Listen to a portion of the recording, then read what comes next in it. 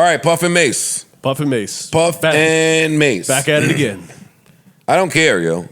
But get into it. We do a pod. Puff went to the Breakfast Club and said, that he didn't steal from Mase, and in fact, Mase owes him $3 million for an album that he paid for and never turned in, never received. Mm-hmm. Did he say that, or did Envy say that? Which one? Because Envy was like, yo, you paid him for an album, and you only got one album. And it kind of stumped me. Because I know Mase had 2 albums drop. No, yeah, 1 album on Bad Boy. Mm-hmm. That double up album wasn't no damn Bad Boy. Really? Look at the album cover. It was Arista or something, wasn't it? The album cover, listen to the beats, look at the features. No singles, nobody put money into this. That was like a secret album. Oh, I didn't know that, see? I didn't know that. But I felt Puff when he said that. I know y'all call me a Puff Venger. You're a Puff Venger. When he said what? I am a Puff Venger. When he said what, though? He said, I did 1 album with dude. Like, why still, it's 20, 30, 25 years later, why do I still got to talk about me and dude's business when I have 1 album with him? How much money could I own? Yo, double up album was Bad Boy. That's what I thought. I'm looking. No, I thought so. Maybe it was a third one. No, it wasn't Bad Boy. I'm looking. You're It's looking Bad Boy. because you have to put Bad Boy there, but it's not Bad Boy. Nobody from Bad Boy was involved in that album. Oh. But you have to put it there. It's called an override. That's label shit. Put my shit on the back of that album. But it's not a Bad Boy album. Okay. Well, If it sold 10 million albums, then Puff would have got paid? I'm sure he would have got some type of... Depending on what's in that contract. But most of the contracts, at bare minimum, it's you have to put my logo on the back of that. Didn't we just have this off with Offset and P? Yeah, we did. Yeah. Now, if you're getting into splits off your next album and all of that, that's something different. But at bare minimum, you got to put my shit there. But they took it away on Offset shit. Yeah. They removed it. He bought himself out or whatever it was. Yeah, they removed it. So yeah. he wasn't under contract anymore. He bought himself out of his contract. But who knows if that's what happened with Mase? We don't know. He didn't, because that's what he keeps arguing with Puff about. Okay. He was arguing with Puff about getting off the label. Envy didn't pull that question out of his ass. Yeah. I'm not I've heard that. Me too. Yeah, I've heard That that. what? That he was given, I didn't know the exact number, but he was given like an advance.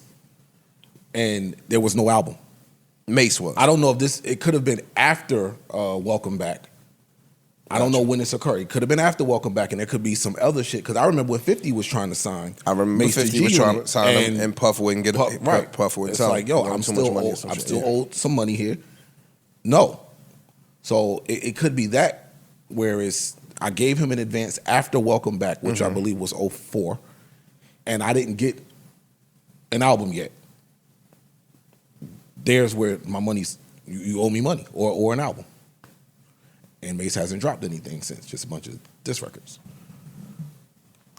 So. What do y'all think about this ongoing feud, this ongoing back and forth? I do wish they would settle it. I wish they would settle it at this point.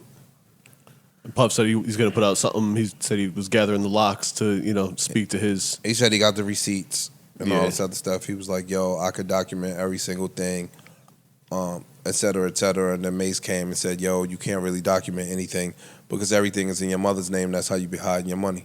And that's when I wanted to text Mase and say, if I'm close to my mom and I'm doing business, yeah, I can put anything in her name and she'll do it for me because she loves me. True, but it's also a tactic that jokers use to protect themselves from being sued. Yes. So now you figure out a way around it. Yeah, but it depends on if you're on the victim side or not. Listen, if I'm on the side of, yo, I gave you in advance. I don't know. I'm saying if I'm on that side, I don't care if it's my mom's name, my grandmama name. You got some bread. I didn't get anything. Yes, some time has passed. You want to just go our separate ways. You want to buy out because Mase said he offered to buy out a certain number, and Puff ain't said the number was no. So let me ask you this, right? Do you think, I'm just playing devil's advocate at this point, if you think it was y'all gave you an advance and you ain't give me an album, Mase could have ran to the studio, did an album, and put an album out if that would have gotten him out of his deal? No. And there's no way to really have this talk without knowing what's in the contract. But most of these contracts say, no, you and I got to say this is an album. That's the fight we keep seeing. But so if Mase just went to the studio, did 20 original songs, and gave it in. No, I'm not. No, I'm not putting this out. You have to All right, accept This, ain't, it. Yeah. this is not the album. I don't accept this. I can't do nothing with this. Go make an album. And I don't know if y'all remember, because I don't. Do y'all remember what the number was that Mase said he tried to buy out? I think it was $2 million or some shit. Something like that, yeah. 1.5.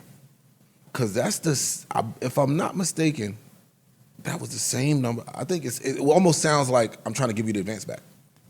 Because that was the number I heard originally. Maybe. But that ain't gonna work.